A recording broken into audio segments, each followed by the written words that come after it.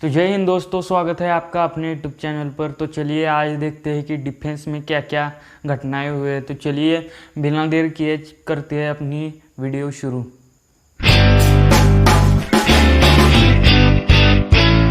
तो ओआईसी ने भारत पाक वार्ता की मांग की। तो ओआईसी एक इस्लामिक ऑर्गेनाइजेशन है जिसे ऑर्गेनाइजेशन ऑफ इस्लामिक कंट्री के नाम से जाना जाता है। तो इस संगठन में दुनिया के करीब 57 देश शामिल है। इसमें हमारा पड़ोसी पाकिस्तान भी शामिल है, और होगा भी क्यों नहीं। जहाँ इस्लाम आता है वहाँ सबसे पहले पाकिस्तान होता है, और पाकिस्तान इसमें जाता ही है, लेकिन इसके साथ साथ वह कश्मीर को भी ले जाता है, भिखारी कहेगा। तो चलिए जानते हैं और ओआईसी में क्या क्या हुआ। सरकार ने जम्मू कश्मीर आउटरीच के बीच में सऊदी अरब में भारत के राजदूत ओसाद सईद ने इस सप्ताह की शुरुआत में ओआईसी के महासचिव यूसेफ अल ओथेमिन से मुलाकात की। कहा जाता है शिष्टाचार बैठक में महासचिव ने पाकिस्तान और भारत के बीच एक बैठक की संभावना के बारे में पूछा था, जिसमें कहा गया था कि जेद्दा में महासचिव यदि दोनों पक्ष ऐसा अनुरोध करेंगे तो सहायता के लिए तैयार है। दुर्लभ बैठक महत्वपूर्ण है क्योंकि ओआईसी ने जम्मू कश्मीर और भारत के तत्कालीन राज्य को पुनर्गठित करने के भारत के फैसले की बार बार आलोचना की है। जवाब में यह सुनिश्चित किया है कि इस्लामिक निकाय का भारत के लिए कड़ाई से आंतरिक में कोई अधिकार नहीं है, जिसमें जम्मू और केंद्र शासित प्रदेश भी शामिल हैं। भारत ने ओआईसी पर खुद को पाकिस्तान द्वारा दुष्प्रचार के लिए इस्तेमाल करने की अनुमति देने का भी आरोप लगाया है। भारतीय राजदूत ने बैठक में ओआईसी के महासचिव को फिर से याद दिलाया कि जम्मू और कश्मीर भारत का अभिन्न और अविभाज्य हिस्सा है। एक आधिकारिक भारतीय प्रतिक्रिया बाद में अपेक्षित है। ओआईसी ने एक बयान में कहा कि महासचिव ने सईद का स्वागत किया और उनके साथ कई मुद्दों की समीक्षा की।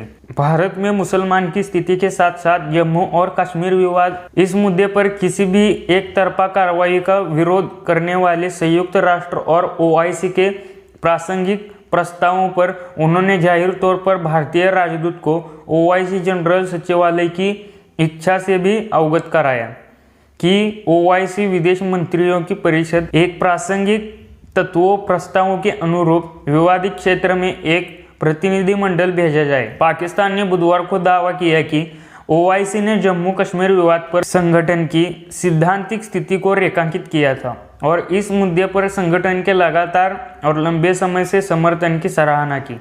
सरकार ने पिछले साल खेदजनक बताया कि ओआईसी ने खुद को एक निश्चित देश द्वारा इस्तेमाल करने की अनुमति देना जारी रखा, जिसका धार्मिक सहिष्णुता, कट्टरवाद और अल्पसंख्यकों के उत्पीड़न पर एक घृणित रिकॉर्ड है भारत विरोधी प्रचार में शामिल होने के लिए। तो थिएटर कमांड को सावधानीपूर्वक योजना बनाने की जरूरत है।